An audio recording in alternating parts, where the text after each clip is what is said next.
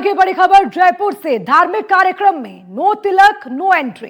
देवकीनंदन ठाकुर ने बयान दिया है और पोस्टर विमोचन के दौरान ये बयान उन्होंने दिया। कहा, मानसरोवर मेला ग्राउंड में विश्व शांति सेवा समिति जयपुर का कार्यक्रम, जिसमें 15 से 21 दिसंबर तक कथा होगी। देवकीनंदन ठाकुर कथा का वाचन करेंगे।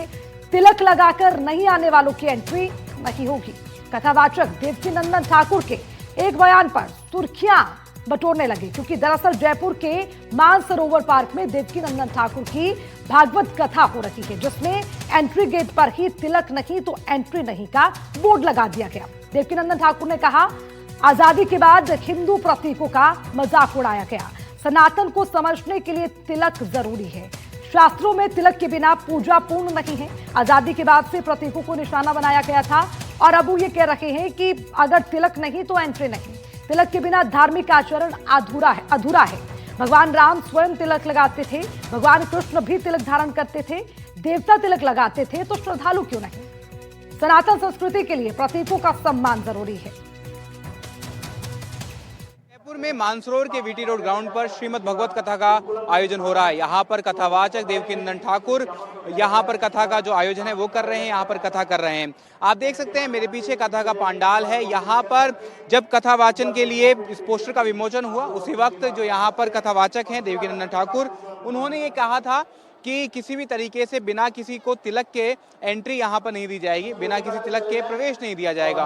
तो नो तिलक नो एंट्री का बैनर आपको यहाँ पर दिख रहा है। इसके यहाँ पर जो भी श्रद्धालु कथा सुनने आ रहे हैं, उन्हें तिलक लगाने के बाद ही यहाँ पर जो कथा सभागार है, कथा पंडाल है, वहाँ पर प्रवेश दिया जा रहा है। इसके लिए पहले ही यहाँ पर जो कथावाचक हैं देवकीनंदन ठाकुर जी, उन्होंने कह दिया था। उसके बाद में यहाँ पर कार्यकर्ताओं की नियुक्ति की गई है। वे कार्यकर्ता यहाँ पर आने वाले सभी श्रद्धालुओं को तिलक लगाकर ही प्रवेश दे रहे हैं।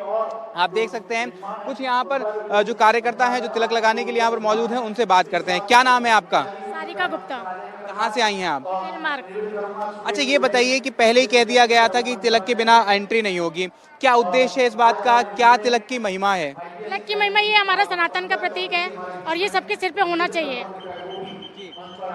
तो देखिए, आप देख सकते हैं किस तरीके से यहाँ पे जो वॉलंटियर्स हैं, यहाँ पर जो कार्यकर्ता हैं, वो यहाँ पर तिलक लगाने के बाद ही सभी को प्रवेश दे रहे हैं और यहाँ पर उनको तिलक लगाने के बाद ही लोगों को कथा सभागार में प्रवेश दिया जा रहा है। इसको लेकर के पहले ही कथावाचक ने कहा था कि सनातन धर्म में तिलक की अलग ही महिमा होती है और राम कृष्ण समेत सभी जो लोग हैं, वो सभी जो भगवान हैं जो हैं वे तिलक लगाते हैं, सभी देवता तिलक लगाते हैं और इसीलिए सनातन धर्म में तिलक की महिमा बहुत ही अनूठी है। कुछ लोगों से बात करने की कोशिश करते हैं कि किस तरीके से वे कथा में आ रहे हैं और उन्हें तिलक लगा के। क्या नाम है आपका? कहाँ से आई हैं आप? मानसरोवर से ही है। मानसरोवर से आप आई हैं। अच्छा, ये बताइए, यहाँ पर तिलक लगाने के बाद ही सभी को प्रवेश दिया जा रहा है, क्या संदेश है, क्या लगता है? बढ़िया है, जो भी है बढ़िया है। बढ़िया है। हाँ। क्या पहले भी ऐसा कहीं कभी आप किसी कथा में गई हैं जहाँ पे ऐसा हुआ हो? भैया हम कहीं गए ही नहीं, पहली बार तो पहली बार ही आ रहे हैं। अच्छा, ठीक है। तो देख सकते हैं किस तरीके से यहाँ पर जो भी श्रद्धालु आ रहे हैं उन्हें तिलक लगाकर ही कथा में प्रवेश दिया जा रहा है। कैमरा निर्मल शर्मा के साथ विश्वास शर्मा, एनडीटीवी। बढ़ेंगे आगे। बड़ी खबर हनुमानगढ़ से। मादक पदार्थ तस्करी पर बड़ी कार्रवाई। 10 करोड़ के मादक पदार्थ सहित 2 तस्कर गिरफ्तार। 6 किलो एमडी, 3 किलो अफीम सहित गिरफ्तारी हुई है। आरोपी से 1 पिस्तौल सहित 3 कारतूस बरामद किए गए। ये बड़ी खबर आपको बता दें, जहां बड़ी कार्रवाई करते हुए आरोपी को गिरफ्तार करने में कामयाबी हासिल हुई है। हनुमानगढ़ से एक खबर, मादक पदार्थ तस्करी पर बड़ी कार्रवाई करते हुए 10 करोड़ के मादक पदार्थ सहित 2 तस्कर गिरफ्तार किए गए। 6 किलो एमडी, 3 किलो अफीम सहित गिरफ्तार किया गया। आरोपियों से 1 पिस्तौल सहित 3 कारतूस भी बरामद किए।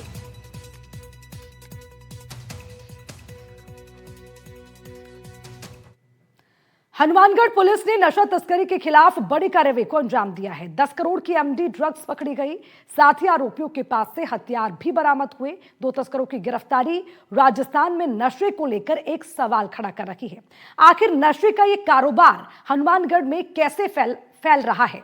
क्या है पूरी कहानी, आपको दिखाते हैं हमारी इस रिपोर्ट में।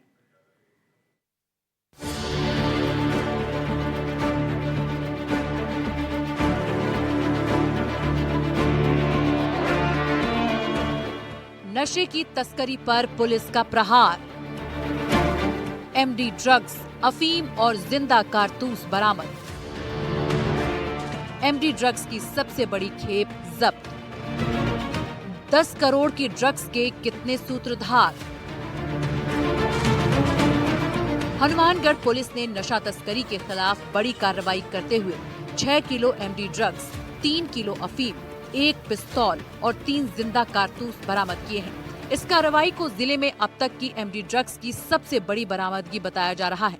मामले की जानकारी देते हुए पुलिस अधीक्षक हरिशंकर ने प्रेस वार्ता में बताया कि बरामद एमडी ड्रग्स की अंतर्राष्ट्रीय बाजार में अनुमानित कीमत करीब 10 करोड़ रुपए है। एसपी ने बताया कि ये कार्रवाई जिला विशेष टीम यानी कि डीएसटी के कांस्टेबल देवकरण की सूचना पर की गई। सूचना के आधार पर टाउन पुलिस ने भारतमाला रोड पर नाकाबंदी कर एक वाहन को रोका, जिसमें सवार फलौदी जिला निवासी संतोष बिश्नोई और रमेश चंद्र बिश्नोई को गिरफ्तार कर लिया गया। तलाशी के दौरान पुलिस ने आरोपियों के कब्जे से 6 किलो एमडी ड्रग्स बरामद कर दिए। साथ ही 3 किलो अफीम, 1 पिस्तौल और 3 जिंदा कारतूस भी बरामद हुए हैं। एसपी हरिशंकर ने बताया कि गिरफ्तार आरोपी रमेश चंद्र बिश्नोई लोहावट थाना का हिस्ट्री शीटर है। दोनों आरोपियों से नशा तस्करी नेटवर्क और उसके संपर्कों को लेकर गहन पूछताछ की जा रही है। दोनों आरोपी जिनके नाम संतोष पुत्र जगदीश लोहावट थाना, रमेश चंद्र उर्फ शंकर पुत्र भागीरथ लोहावट थाना, ये हिस्ट्री सीटर भी है। इसका भी हमने रिकॉर्ड चेक करवाया और इसके खिलाफ आर्म्स, एनडीपीएस और जानलेवा हमले के मुकदमे भी हैं।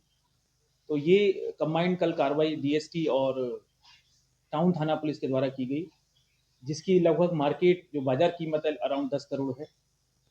पिछले समय भी हमारे जिला के द्वारा लगातार बड़ी कार्रवाई की गई। तो लगातार ही हमारा भारतमाला पर जो इन तस्करों का मूवमेंट है उनका पीछा किया जा रहा है, सूचना का इकट्ठी की जा रही है और कार्रवाई। इस कार्रवाई में डीएसटी कांस्टेबल देवकरण चोटिया और टाउन थाना के कांस्टेबल रमेश पुनिया की विशेष भूमिका रही। वहीं मामले की जांच टाउन अधिकारी अशोक बिश्नोई कर रहे हैं। इस पूरी कार्रवाई के अंदर डीएसटी के कांस्टेबल देवकरण और टाउन थाने के कांस्टेबल रमेश पुनिया की विशेष भूमिका रही। टाउन थाना क्षेत्र के अंदर भारतमाला के ऊपर नाकाबंदी के दौरान 2 युवकों को रुकाया गया, जिनकी तलाशी में पुलिस को 6 किलो एमडी और 3 किलो अफीम सहित 1 पिस्टल और 3 जिंदा कारतूस बरामद किए, जिनकी कुल जो कीमत थी मादक पदार्थों की वो 10 करोड़ से ज्यादा थी। निश्चित तौर पर ये जो पुलिस को एक बड़ी सफलता के तौर पर इसको देखा जा रहा है, लेकिन निश्चित तौर पर जिस तरह से भारतमाला के ऊपर लगातार जो पुलिस को ऐसी मादक पदार्थों की जो खेप बरामद हो रही है वो कहीं ना कहीं इस क्षेत्र के लिए एक बड़ी चिंता है। लेकिन जहां अपराधी और तस्कर डाल है, वहीं पुलिस भी अब पात नजर आ रही है। लगातार जिस तरह से न सिर्फ एमडी और जो पोस्ट के मामले में बड़ी कार्रवाई की। 10 करोड़ की ड्रग्स के साथ 2 तस्करों की गिरफ्तारी राजस्थान में नशे को लेकर एक सवाल खड़ा करती है। साथ ही ये खेप एमडी ड्रग्स की बताई जा रही है। आरोपियों के पास से हथियार तक बरामद हुए हैं। पुलिस फिलहाल इस पूरे मामले की जांच कर रही है, लेकिन इतनी बड़ी मात्रा में खतरनाक ड्रग्स का मिलना एक बड़े गिरोह की तरफ इशारा कर रहा है। पुलिस आरोपियों से पूछताछ कर रही है और टाउन थाना अधिकारी अशोक बिश्नोई आगे इस मामले की पूरी जांच करेंगे। ये जिले में अभी तक की पुलिस का सबसे बड़ा एमडी का सीजर है। निश्चित तौर पर हनुमानगढ़ पुलिस ने एक बड़ी कार्रवाई को अंजाम दिया है। एसपी हरिशंकर ने आज प्रेस वार्ता में मीडिया को ब्रीफ करते हुए बताया कि जो पुलिस ने बड़ी कार्रवाई अंजाम दी है, आगे भी पुलिस इसी तरह जो भारतमाला के ऊपर कड़ी निगरानी करेगी। वहीं जो तस्करों के ऊपर जिला पुलिस का जो अभियान चल रहा है, इसी अभियान के तहत आगे और भी बड़ी कार्रवाइयों को जल्द अंजाम दिया जाएगा। एनडीटीवी के लिए मनीष शर्मा, हनुमानगढ़।